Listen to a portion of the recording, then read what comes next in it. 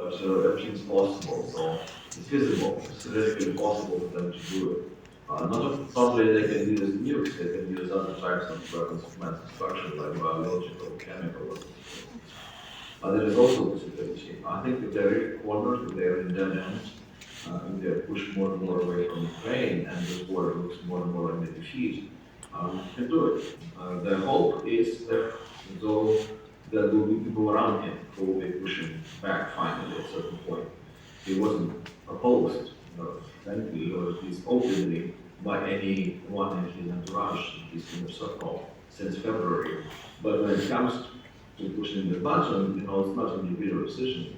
In any country, it's not just one guy, president, who puts his finger across next to the button, so it should be other people involved. So I really hope that at this point, the generals, for instance, would understand that this is really, really crossing the line in a major way.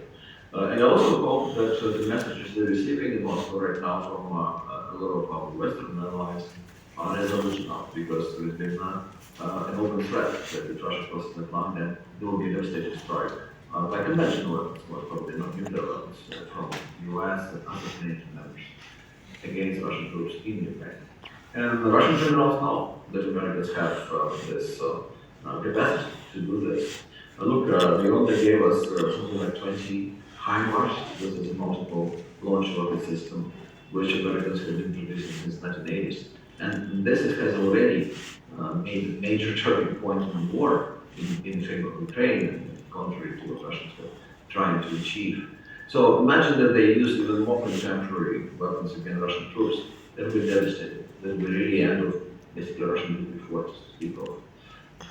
And eventually step towards escalation, because then Russians would actually think about using strategic weapons, not just on Ukraine, but on those next countries. And that becomes really something we don't want to see. But I hope there is enough rationality and pragmatism, at least through the prism of survival mode in Moscow, which will prevent them from doing this.